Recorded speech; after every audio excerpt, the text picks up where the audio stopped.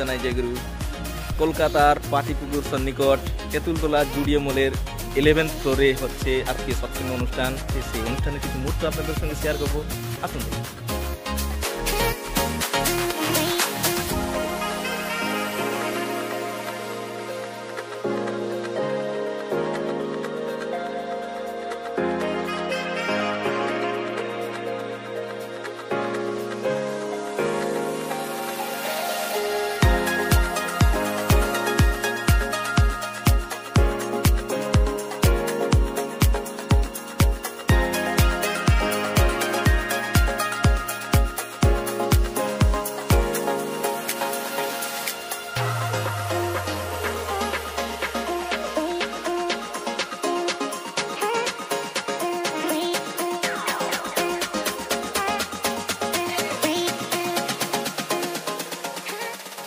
এখানে দেখতে পাচ্ছেন কি সুন্দর শ্রী ঠাকুরকে সাজানো হয়েছে, আর কিছু সময়ের মধ্যেই সৎসঙ্গ শুরু হবে। আসুন।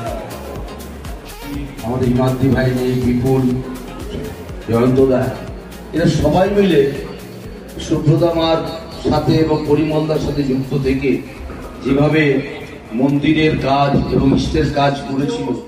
এই কলকাতার এই Patipukur, lake town, Paikpara, Dum Dum park, Shyamnagar, এই টোটাল এলাকাটা জুড়ে শ্রদ্ধেয় পরিমল কাকুর অবদান ছিল। ঠাকুরের কাজ যাতে ভালোভাবে করতে পারি, ওনাকে স্মরণ করে বা ওনাকে ফলো করে, সেটাই হবে আমাদের এই শ্রদ্ধা। পরিমলদার বাসগৃহের ঊর্ধ্বেই যে অনুষ্ঠান কক্ষ বা শুভ্রতা মার স্মৃতিচারণ সৎসঙ্গে, আমরা সকলেই তার কথা জানি। এখানে তিনি সংসার জীবনও যত সুন্দরভাবে পরিচালনা করেছেন, তেমনি শ্রী ঠাকুরের বাস্তব কাজের সঙ্গে ওতপ্রোতভাবে তিনি জড়িত ছিলেন। ঠাকুর বলেছেন, মা বৃহস্ব মা জহি সক্ষতে চেত মৃত্যুম অবলোপয়। জানেন, শ্রী পিতৃদেবের সামনে একদিন এই কথাটা আলোচিত হচ্ছিল, এই মা বৃহস্ব মা জহি সক্ষতে চেত মৃত্যুম অবলোপয়। আজ থেকে 38-39 বছর আগের কথা। শ্রী ঠাকুরের শতবর্ষের প্রস্তুতি পর্বে শতবর্ষ কমিটির যিনি সভাপতি হয়েছিলেন ডক্টর হৈবল্লভ নারায়ণ, তিনি তাকে জিজ্ঞাসা করেছিলেন যে বহু বিশিষ্ট মানুষের কাছে ঠাকুরের বিভিন্ন পুস্তক আদি পাঠানো হচ্ছে, সেখান থেকে এই কথাটা তুলে তারা জিজ্ঞেস করছেন যে মা বৃহস্ব মা জহি সক্ষতে চেত মৃত্যুম অবলোপয়, অর্থাৎ মরো না মেরো না পারত মৃত্যুকে অবলুপ্ত করে, এর মানে কি? মৃত্যু তো মানুষের জীবনে অবশ্যম্ভাবী পরিণতি। তখন তিনি আমাদের অনেকের দিকে তাকালেন। আমি বললাম যে মানুষ যদি বিজ্ঞানের চর্চা খুব ভালোভাবে করে এবং সদাচার ঠিক মতো পালন করে, মানুষ তার জীবনকে অনেক দীর্ঘায়িত করতে পারে।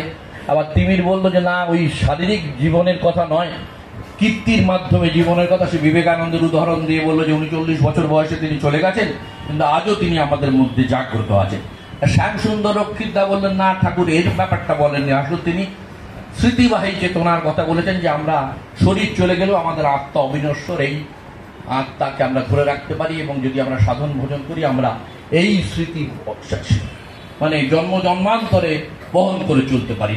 গীতায় যে কথা বলেছেন পুরুষোত্তম শ্রীকৃষ্ণ, যে বাসাংসি জীর্ণানি যথা বিহায় নবানি গৃহাতি নরহ পরাণি তথা শরীরানি বিহায় নন্দানি সঞ্জাতি নবানি দেহি।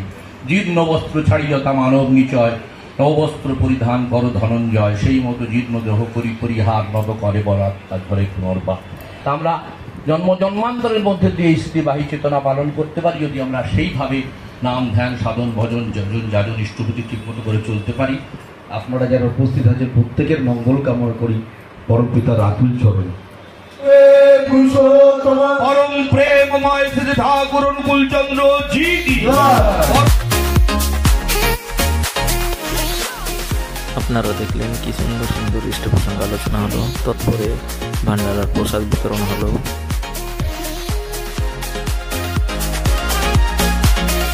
সুন্দর অনুষ্ঠান। আপনারা যারা দূর দূরান্ত থেকে আসতে পারেনি, আপনারা এই ভিডিও দেখে আনন্দ করুন। আপনারা সবাই ভালো থাকুন, সকলকে জানাই আসতে জয়।